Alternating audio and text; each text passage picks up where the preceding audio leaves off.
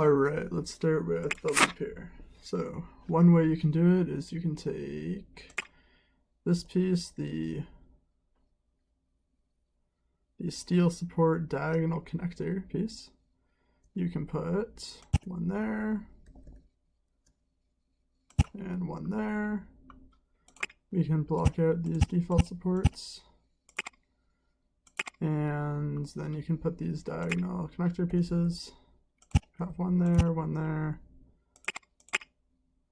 one there, one there. So obviously you could make this look better by adding in actual footers or whatnot, but that's one way to do the vertical loop.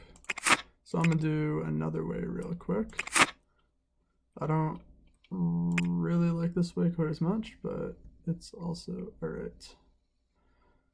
So you can take this half tile steel connector, you can put one here and one there.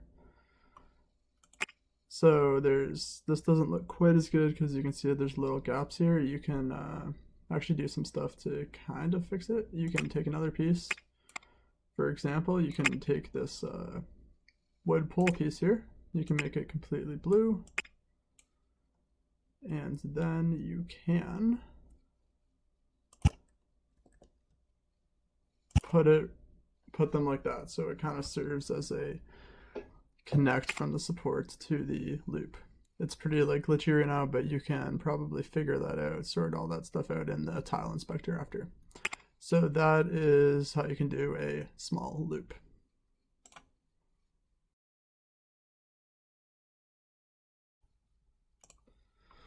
Alright, let's move on to doing a large loop now. So my favorite way to do it is starting off by taking this the diagonal steel support. You're going to place it, oops. You're going to see where this default support is, the furthest default support. You're going to place one right in this square, diagonal from it. Bring it up to about there. Then you're going to put another one right to there. And it looks really clean. And you can do the same thing on the other side. Just like that. And then you have your nice large outer supports. So you can finish those ones off. You know, maybe you want to place another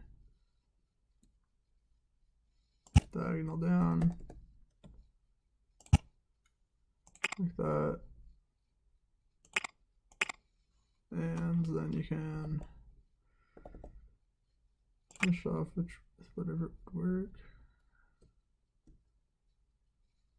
So that one wouldn't work.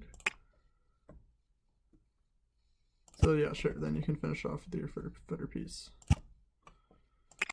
You can take your footer, place it, looks great.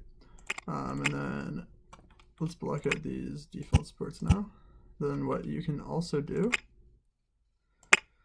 is you can take this piece right here, the same one we used for the vertical loop initially, and you can just place it right there, and then finish it off the same way with the footer pieces, and your loop is pretty well supported. And then you do that on both sides, obviously. But yeah, so that is a large loop.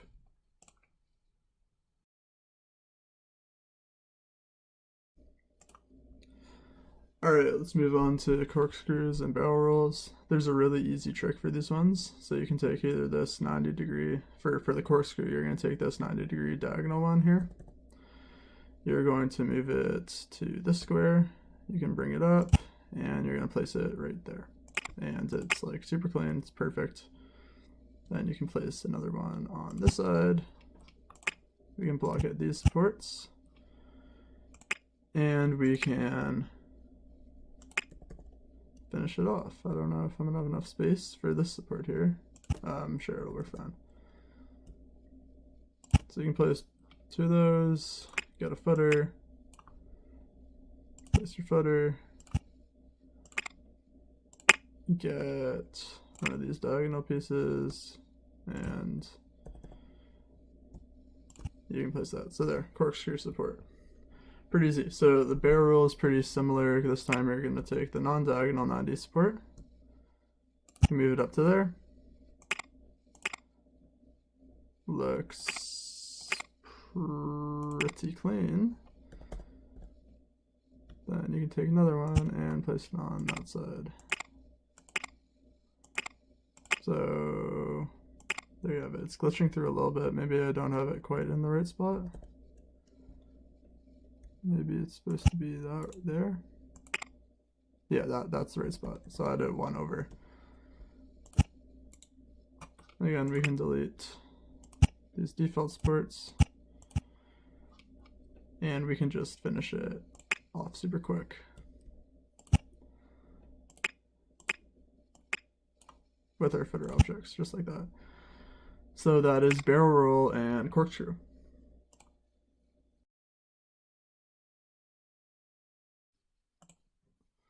All right, lastly, we're gonna do a helix. So this one can be kind of tricky if you're just starting out.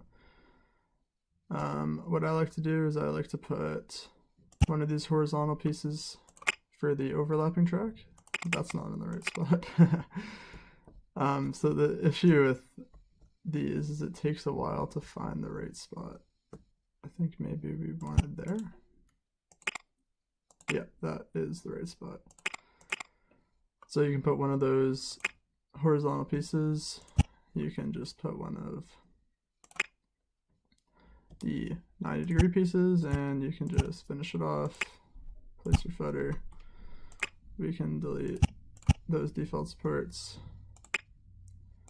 Then for this area, we can just do a nice little, it's kind of glitching through a little bit, it's alright, it's whatever. You can just figure out a good spot to put two of these quarter diagonal support base pieces there. And then for over here, maybe we want to put another little triangle with the diagonal support pieces. And then it looks pretty well supported. And then the rest of it, you just repeat. There's no like overlap for the rest of it, so it gets a little bit easier. So there you have it. That is some special cases that are tricky with custom supports. Hope this helped.